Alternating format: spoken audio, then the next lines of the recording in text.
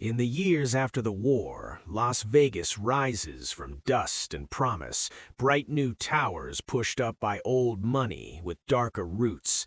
On the surface, it sells escape, cool drinks, and songs that make hard days fade. Behind the doors, men with thick wallets and thin patience treat this town like a private game board. They back comics, crooners, dancers, and call them their boys. But a favor here always comes with a bill later. Dean Martin steps into this world as if born for it, with loose shoulders, an easy grin, and that voice that makes crowds lean forward without knowing why. To fans, he looks lazy, half-drunk, barely trying, and that illusion charms them. Club staff watch longer and see long hours, careful work, and a habit of leaving the room when talk turns cruel. On the other side sit the old street bosses, men who came up through blows, cells, and fear, sure that pain proves worth. To them, Dean's smooth act looks like a shortcut that still owes sweat. Near the pit rail, a young floor man keeps quiet and learns faces, already storing small moments in his mind, not yet knowing one private promise will turn a simple insult into the story that haunts him. On quiet nights, he walks the line between tables and wonders how long these two ways of power can share one town. A small storm is already building, and he can feel the air change around him. By the time Dean walks into that back room, the layout already tells a story that no one dares speak aloud. Chairs cluster close to the boss and spread thinner as they reach the door, like ripples from a stone. Guards take the walls, not loud, just present, hands loose but eyes sharp. Dealers, waiters, and the floor man drift in narrow paths that never block a made man's view. Dean is guided to a seat one step off the main ring, near but not equal, praised with smiles that do not quite reach certain eyes.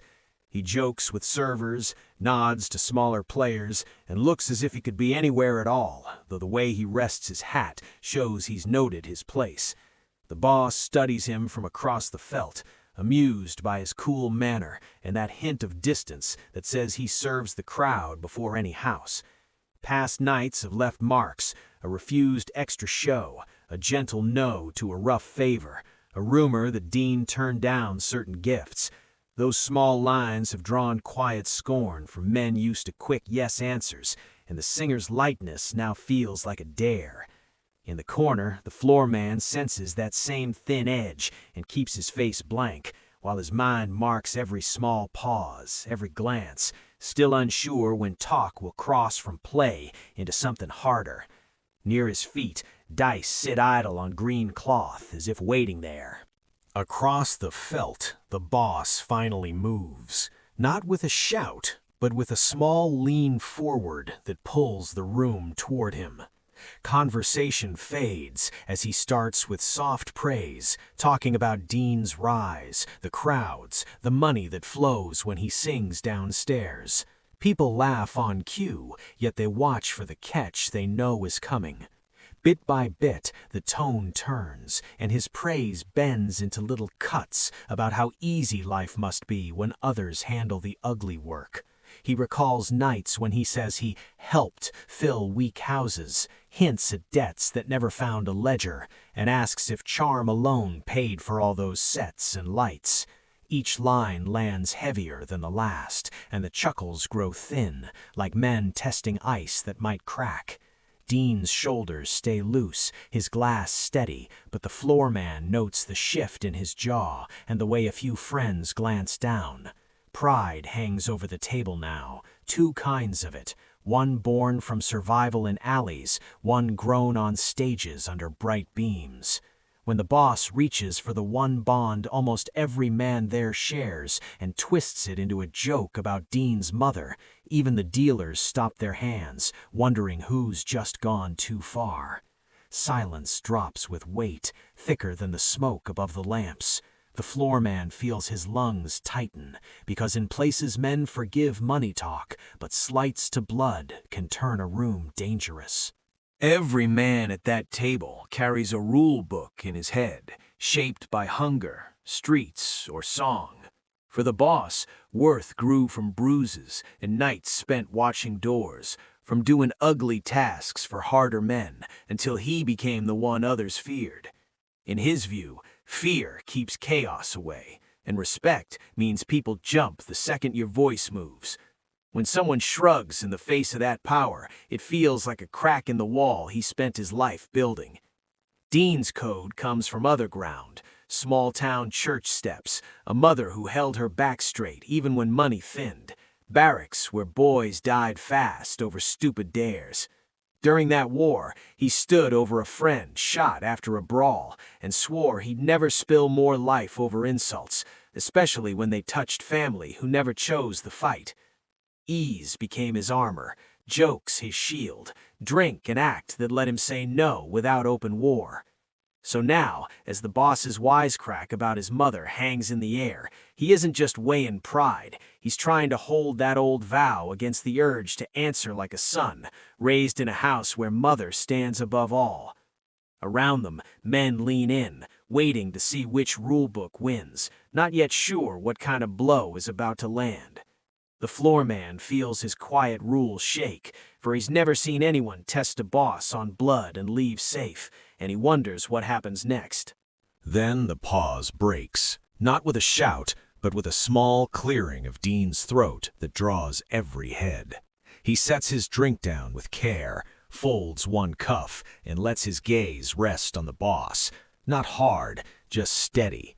When he speaks, his voice stays light, yet leaves no room for doubt. He says he once stood on a field far from here, with shells falling and friends bleeding, and that on that ground he made a promise, on a battlefield, and he intends to keep it. The words hang there, simple and flat, but the meaning cuts deep. Family stays outside the game, and if that line's crossed, something far worse than club trouble will follow. Around the table, men trade quick looks as they grasp that he hasn't called the boss out in front of his own crew, yet he's also made it clear he bows to no threat on this point. A thin smile touches the boss's mouth, though his eyes go colder, and at last he gives a slow nod, as if to say, the test is over. Laughter seeps back in, but it sounds wrong for a beat, because everyone here understands that a man who can speak like that and stay seated might be harder to move than anyone with a gun. The floor man exhales when cards start to slide again, yet he knows the balance in this room has shifted, and stories will grow from this night now. By sunrise, the casino looks the same from outside. Neon fading against pale sky.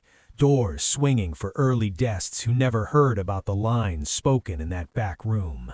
Inside, though, a new caution trails behind Dean's name, a sense that he's not just a pleasant act, but a man who drew a boundary even the boss chose not to cross. The floor man hears bits of talk as dealers change shifts and bartenders swap notes, each retelling bending the scene a little more. In some versions, Dean stands up and slams his glass. In others, the boss backs away first, hands raised. The calm, quiet words about a battlefield stay, but they gain color, spice, and edge as they pass from table to bar, then from hotel to hotel. Within weeks, visiting stars repeat the tale in dressing rooms, half in awe, half as warning about how far they can push back if pressure comes. Old street figures listen and draw their own lessons, some saying the boss went soft, others saying a smart leader knows when not to press a man with that kind of past. Through it all, the real witness keeps his version close, unsure if the truth, plain as it was, would even be believed. He senses that the myth now does its own work, and that saying more might crack a mask some people need to keep over what really runs this town. So he waits, and he watches, legends harden around silence. Decades roll forward, and neon ages into memory as the strip shifts from backroom control to boardroom plans. Many of the men from that table lie in quiet plots, their names known mainly to old files and fading stories. Dean lives through triumphs and losses, partners gone, family strains, and long nights where the stage still offers the safest place to stand. In late interviews, he hints at lines he would not cross, at promises made in war that shaped how he handled pressure from any side. The boss's tale drifts through crime books and late-night talk in bars, painted by some as ruthless, by others as a man trapped by the very fear he used. One day, the old floor man, now retired, sits with a younger writer who wants the real Vegas. For the first time, he describes the night of the insult and adds one detail he never heard in any other version. A quiet talk he'd once overheard between Dean and the boss about mothers lost and friends buried in foreign fields. That memory makes the battlefield lines sound less like show and more like two wounded codes colliding in public. You might think the story ends there, with truth laid bare, yet one more small twist still waits in the shadows of his mind. He's held back a remark Dean murmured in a hallway after that game, a remark that shifts the meaning of victory itself, and he's not sure the world wants to hear. In the end, two shadows remain, cast in very different ways across the old stories of that town. Dean's lame stays tied to songs, to an image of dry humor and loose ease. Yet those who look closer see the cost of holding so much strain behind a smile. The boss fades into rumor, his real deeds buried under trials, sealed talk, and a new wave of rulers who prefer clean suits to visible muscle. When the retired floor man finally shares that last hallway remark, it pulls their paths together one more time. He recalls Dean pausing by the service door that night, saying he didn't beat the boss, he just chose not to lose himself. That quiet belief that keeping a promise and a mother's honor mattered more than winning any single clash turns the famous scene into something softer and harder at once. Years later, the witness still walks past bright resorts, built over places where old tables stood, and wonders how many other battles ended with one line whispered instead of a punch thrown. As our story closes, we're left with a simple, uneasy thought about status and strength. When pressure comes, is real power in making others afraid, or in staying calm enough to guard the few things you swore you'd never sell? That question lingers like smoke after the lights come up, asking each listener which legacy they'd rather claim when the room goes quiet and someone chooses to test their line one day.